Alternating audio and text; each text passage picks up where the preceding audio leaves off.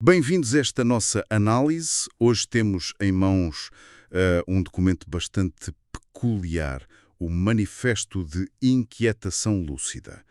Não é bem um roteiro com soluções, atenção, é mais, como o nome indica, um mapa de inquietações. E a nossa tarefa aqui é, percorrer este mapa, explorar este desconforto ponderado que ele nos propõe. Exatamente. O ponto de partida é esse, é uma insatisfação, diria, profunda com as engrenagens do dia a dia, não é? Com as ilusões que partilhamos e que sustentam tanto do nosso mundo. O dinheiro, as nações, os sistemas políticos. E a pergunta fundamental que o manifesto levanta é esta: que substância tem a nossa existência se ela se apoia em convenções que, no fundo, sabemos que são frágeis? O objetivo não é bem encontrar tranquilidade, acho eu. É mais alcançar clareza, lucidez. Mesmo que essa lucidez, nos deixe inquietos. Sim, sem dúvida. E o manifesto começa logo por aí, por nos colocar frente a frente com a nossa finitude. O primeiro capítulo descreve-nos quase como grãos de areia no cosmos. Sublinha a nossa condição limitada, efêmera, num universo que parece, bem, indiferente. É uma perspectiva que pode ser um bocado assustadora, não é? Essa da nossa pequenez. Pode ser. Mas o texto encontra aí um paradoxo interessante. Essa mesma consciência da nossa insignificância é também vista como um motivo de orgulho peculiar. Somos, na visão do manifesto, os grãos que sabem que são grãos. E essa autoconsciência é quase uma revolta contra a indiferença do universo. E isto serve, lá está, para realçar a aparente futilidade de passarmos a vida a acumular símbolos de poder, dinheiro, status, que a morte pura e simplesmente dissolve. Faz sentido, faz sentido. E essa ideia da finitude parece ligar-se a outra questão central, que é a ausência de verdades definitivas. O capítulo 2 explora isso. O argumento é que vivemos numa espécie de prisão invisível, que é a própria linguagem. Cada palavra, cada conceito que usamos acaba por ser um filtro, não é? Uma simplificação da complexidade do real. Uhum.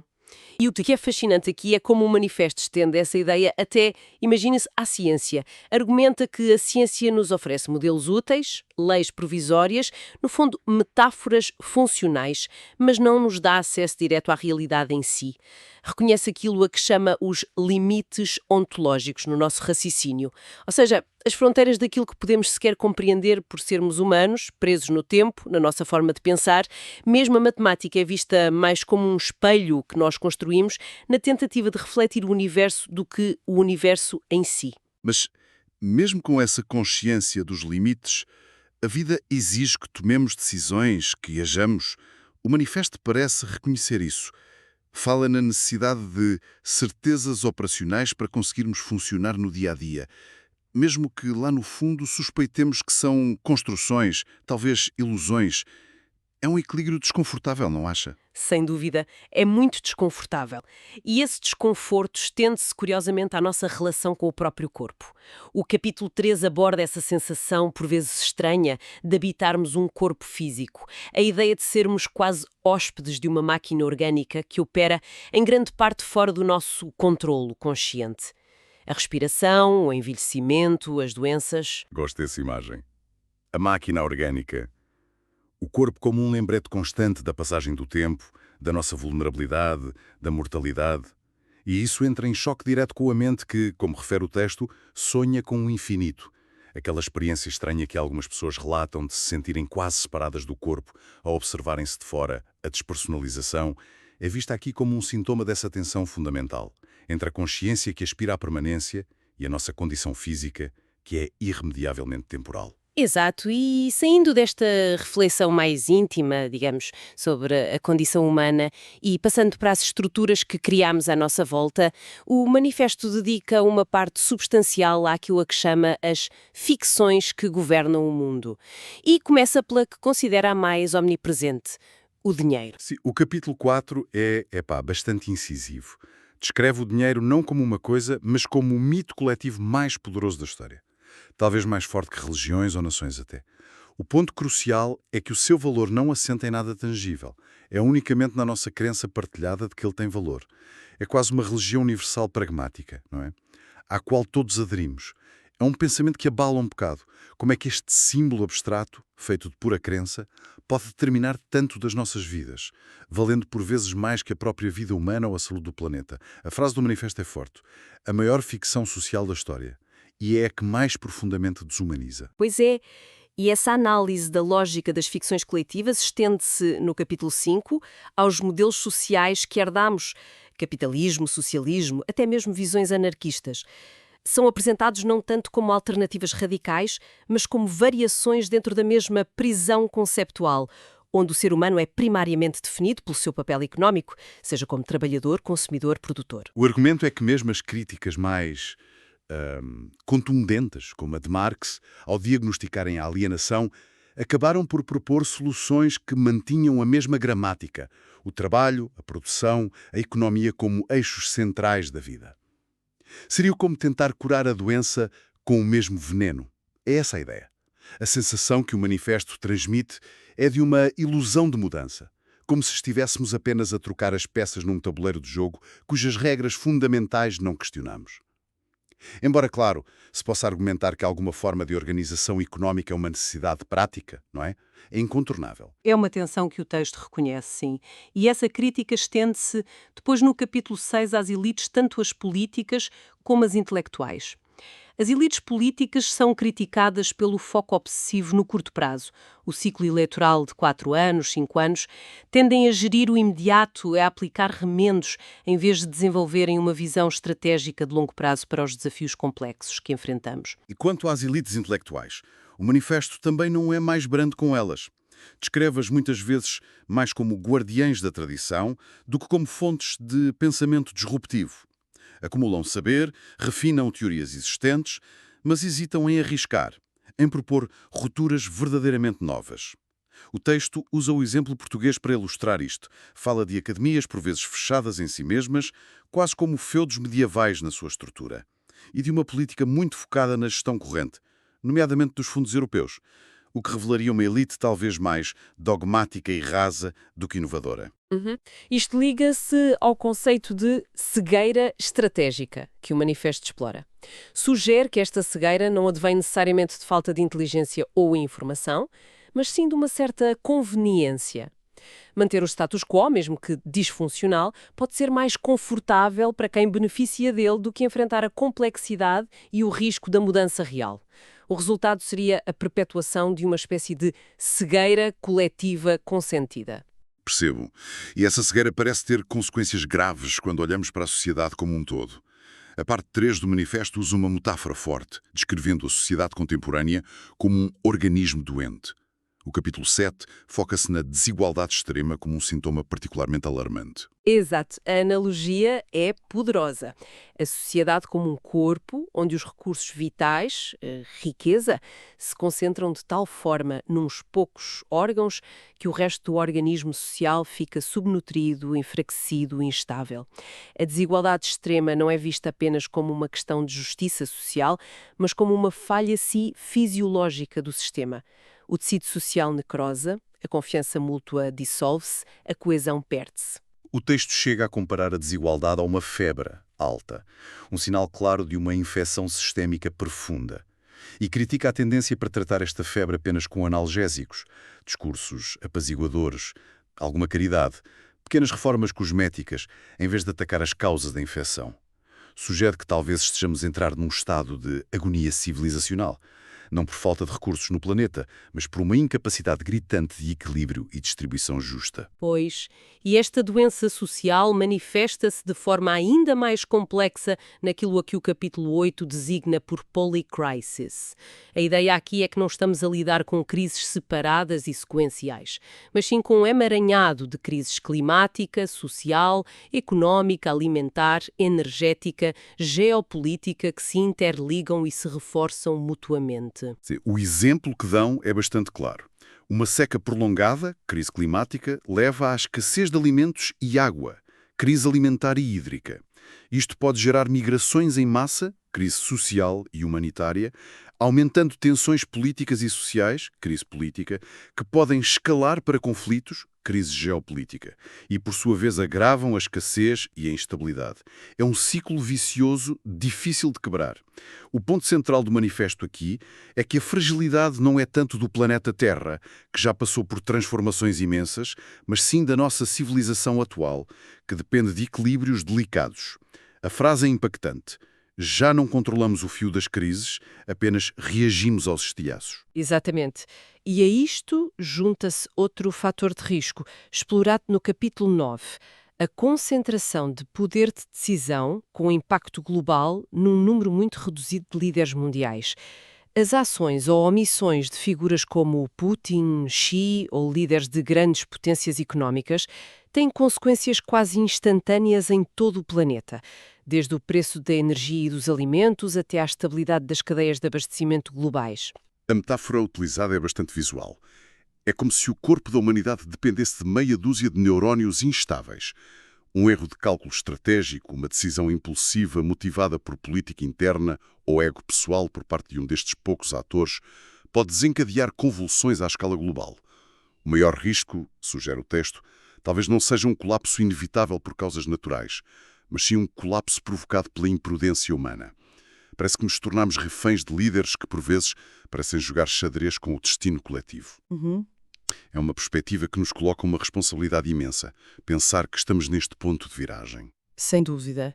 E perante este diagnóstico, que é, reconheçamos, bastante sombrio, a parte IV do manifesto tenta, ainda assim, explorar possíveis futuros. Começando por algo fundamental, desafiar a nossa própria centralidade no universo. O capítulo 10 usa a busca por vida extraterrestre como um exercício de pensamento. Sim. É interessante como questiona a nossa tendência quase automática para definir vida apenas com base nos parâmetros que conhecemos. Vida baseada em carbono que precisa de água líquida. E lança a provocação. E se existir vida fundamentalmente diferente? Talvez baseada em plasma ou em complexos campos magnéticos? Formas de organização que simplesmente não conseguimos reconhecer como vivas? Usa a analogia. Somos como peixes que tentam imaginar a vida fora da água. Talvez a vida como a conhecemos seja apenas uma das muitas possibilidades cósmicas e não a medida de todas as coisas. Exato. E isto leva diretamente à reflexão do capítulo 11. O que é, afinal, a vida? Se adotarmos uma definição mais abstrata, centrada na capacidade de um sistema processar informação e manter a sua organização contra a tendência natural para a desordem, para a entropia, então talvez outras coisas possam ser consideradas vivas ou quase vivas. O texto aventura-se a sugerir que a inteligência artificial avançada ou redes complexas e adaptativas poderiam já ser encaradas como formas emergentes de vida pós-biológica. Essa ideia muda radicalmente a nossa autoperceção, não é? Se isso for plausível, deixamos de ser o pináculo da evolução para sermos apenas um elo. Um capítulo talvez transitório na longa história da vida ou da organização complexa no universo. É sem dúvida uma perspectiva inquietante, como o título do manifesto promete. Por esboçar alguns possíveis modelos sociais futuros.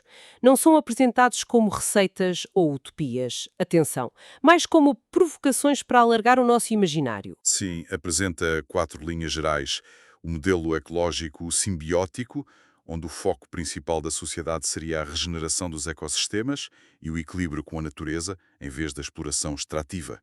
O modelo pós-trabalho, imaginando um futuro onde a automação avançada liberta a maioria das pessoas da necessidade de trabalho produtivo tradicional e o valor social passa a residir mais no viver, no criar, no cuidar. Um terceiro modelo baseado em reputação e informação, onde o acesso a recursos e a influência social dependeriam mais do impacto positivo e da confiança gerada do que da acumulação de capital financeiro. E, por fim, um modelo estético-experiencial, onde o sentido primordial da vida seria encontrado na riqueza e intensidade das experiências vividas, na arte, na cultura, na exploração sensorial e intelectual. Mas é crucial sublinhar que o manifesto não advoga por nenhum destes modelos de forma isolada ou pura. A proposta mais forte, desenvolvida no capítulo 13, é a de um futuro necessariamente híbrido, fluido, capaz de combinar elementos de vários destes modelos de forma dinâmica e adaptativa. A humanidade vista como uma rede viva, integrando tecnologia avançada, princípios ecológicos, sistemas de reputação e uma valorização da experiência. Isto não é apresentado como uma utopia fácil, mas quase como uma necessidade pragmática para a sobrevivência e adaptação, face ao risco real de colapso do modelo socioeconómico atual. A escolha, na visão do texto, seria mesmo entre o híbrido e o colapso. O manifesto reserva ainda uma seção específica para analisar Portugal, utilizando o país como um espelho periférico, onde algumas destas tensões globais se manifestam de forma particular. O capítulo 14 caracteriza a elite portuguesa política, intelectual, cultural, como tendo uma tendência forte para ser tradicionalista e rasa. Será justo? Bem, o texto argumenta que sim. Aponta para uma academia por vezes vista como hierárquica e pouco permeável à inovação radical, uma classe política muito focada na gestão do dia-a-dia e na administração de fundos externos, e uma cultura que, embora rica, em património mencionam Camões, Pessoa, Fado, por vezes usa essa herança mais como muros protetores do que como trampolins para a criação contemporânea. A tese subjacente é que este conservadorismo seria menos por convicção ideológica e mais por um receio de perder relevância numa posição periférica no contexto europeu e global. E o capítulo 15 tenta ligar esta característica da elite ao nível de literacia da população em geral. Argumenta que, apesar dos progressos na literacia básica, uma capacidade crítica mais profunda ainda seria limitada na maioria da população, o que alimentaria um debate público muitas vezes raso, emocional e imediatista. E isto criaria um ciclo do curto prazo. A política oferece soluções simplistas e slogans porque sente que é isso que o eleitorado absorve. E o eleitorado não exige mais profundidade por falta de ferramentas críticas ou de interesse, mantendo o foco no benefício imediato. Pergunto-me se esta dinâmica é exclusiva de Portugal ou se é um sintoma mais generalizado nas democracias atuais. É uma boa questão. O manifesto foca-se no caso português, claro, mas reconhece que dinâmicas semelhantes podem existir noutros locais. No entanto, e isto é importante, o capítulo 16 faz questão de apontar também para o que chama de linhas de fuga em Portugal. Ilhas de inovação e ruptura que coexistem com aquele quadro mais, digamos, cinzento. Menciona avanços científicos em centros de excelência como o INESTEC, o Instituto de Engenharia de Sistemas e Computadores, Tecnologia e Ciência, ou o Instituto Superior Técnico, em Lisboa. Expressões culturais contemporâneas que desafiam as formas tradicionais. O ativismo de movimentos sociais e climáticos que pensam a longo prazo e projetos de inovação social que experimentam localmente novas formas de organização e de vida. A ideia aqui parece ser que a periferia, apesar das suas desvantagens e fragilidades, pode também funcionar como um laboratório, por estar menos presa às estruturas e aos interesses dos grandes centros de poder, talvez tenha paradoxalmente mais liberdade para experimentar, para usar caminhos que os centros mais estabelecidos e talvez complacentes temem trilhar. Exatamente, é essa a ideia. E isso conduz-nos à conclusão do manifesto. Então, depois de todo este percurso, qual é a mensagem final? O que é que retiramos disto tudo? A conclusão parece reafirmar a ideia central. Vivemos num mundo sem um sentido último garantido, sem uma verdade absoluta revelada, sem um modelo social perfeito e eterno. A nossa existência coletiva e individual apoia-se em ficções.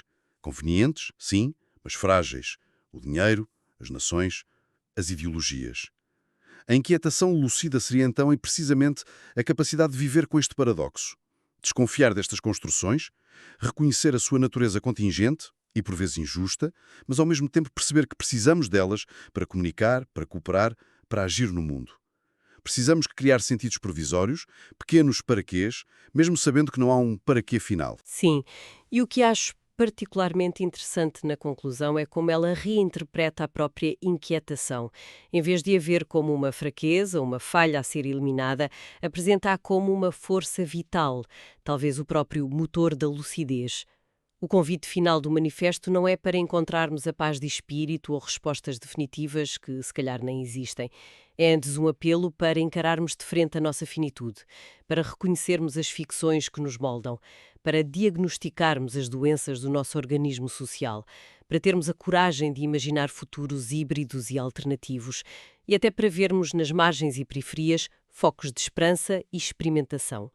É, no fundo, um convite para abraçar a dúvida como método e ainda assim encontrar a força para continuar a agir, a criar e a procurar. E fica talvez uma questão para levarmos connosco, inspirada por esta análise.